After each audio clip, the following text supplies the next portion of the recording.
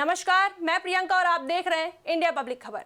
बिहार विधानसभा चुनाव के बीच शनिवार को केंद्रीय गृह मंत्री अमित शाह ने गोपालगंज की जनता से वर्चुअल माध्यम से संवाद किया। खराब मौसम के कारण उनका हेलीकॉप्टर पटना से उड़ान नहीं भर सका, लेकिन इससे उनकी राजनीतिक ऊर्जा पर कोई असर नहीं पड़ा। अमित शाह ने लगभग 8 मिनट के अपने संबोधन में एक ओर जहां बिहार के जंगल राज की याद दिलाई, वहीं दूसरी ओर बंद चीनी मिलों को चालू करने का वादा किया। अमित शाह ने कहा कि प्रधानमंत्री नरेंद्र मोदी के नेतृत्व में बिहार लगातार विकास के रास्ते पर आगे बढ़ रहा है। उन्होंने जनता से अपील की कि वे इस चुनाव में केवल किसी विधायक को नहीं बल्कि बिहार का भविष्य तय करने वाले प्रतिनिधि को चुने। अमित शाह ने अपने भाषण की शुरुआत विकास के मुद्दे से की। उन्होंने कहा, हमने रीगा चीनी मिल को फिर से चलाया है।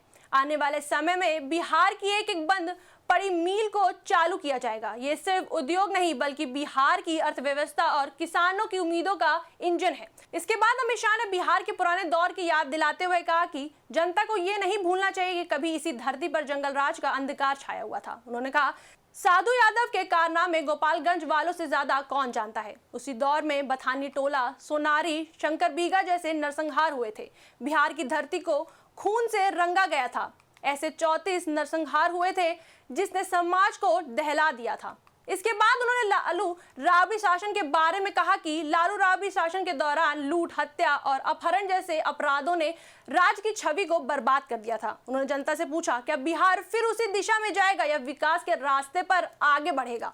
अपने पूरे संबोधन के दौरान शाह ने बार बार इसी बात पर जोर दिया कि यह चुनाव सिर्फ उम्मीदवारों को चुनने का नहीं है। उन्होंने कहा, यह चुनाव विधायक बनाने का नहीं, ये चुनाव बिहार का भविष्य तय करने का चुनाव है। बिहार किसके हाथ में रहेगा? उनके जिन्होंने वर्षों तक जंगल राज थोपा या उनके जिन्होंने विकास और कानून व्यवस्था का राज कायम किया। इसके बाद उन्होंने लोगों से एनडीए के प्रत्याशियों को भारी मतों से जिताने की अपील की और कहा कि बिहार को एक बार फिर नीतीश कुमार और नरेंद्र मोदी के नेतृत्व में आगे बढ़ाना होगा। आपको बताते चले, अमित शाह ने 30 अक्टूबर को लखीसराय और नालंदा जनसभा को भी संबोधित करा था। नालंदा में उन्होंने कहा था कि यह चुनाव किसी को मंत्री या विधायक बनाने के लिए नहीं बल्कि उस जंगल राज को रोकने के लिए है जो अब नए वेश में लौटने की कोशिश कर रहा है।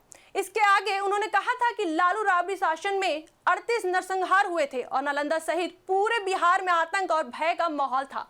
किडनैपिंग, हत्या, लूट, यह सब सामान्य बात हो गई थी, लेकिन नीतीश कुमार ने इस पूरे अपराध उद्योग पर लगाम लगाई और बिहार को नई दिशा दी।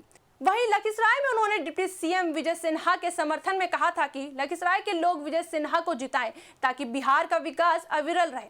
गृह मंत्री अमित शाह ने गोपालगंज न पहुंच पाने पर जनता से कहा, मुझे अफसोस है कि मैं गोपालगंज आ नहीं सका, लेकिन मेरा दिल आप सबके साथ है। बारिश हो या तूफान, बिहार के विकास का ये संकल्प नहीं रुकेगा। गोपालगंज में लोगों की भीड़ वर्चुअल स्क्रीन पर शाह का भाषण सुनने के लिए जुटी रही। कई स्थानों पर स्थानीय नेताओं ने उनके संबोधन का लाइव प्रसारण करवाया। अमित शाह का पूरा भाषण विकास बनाम अराजकता की लाइन पर केंद्रित रहा। उन्होंने एक और प्रधानमंत्री मोदी और मुख्यमंत्री नीतीश कुमार के कामों का हवाला दिया, वहीं दूसरी ओर विपक्ष को जंगल राज की याद दिलाकर जनता के सामने सीधा चुनावी सवाल रखा, क्या बिहार फिर अंधकार में जाएगा या विकास के रास्ते पर रहेगा।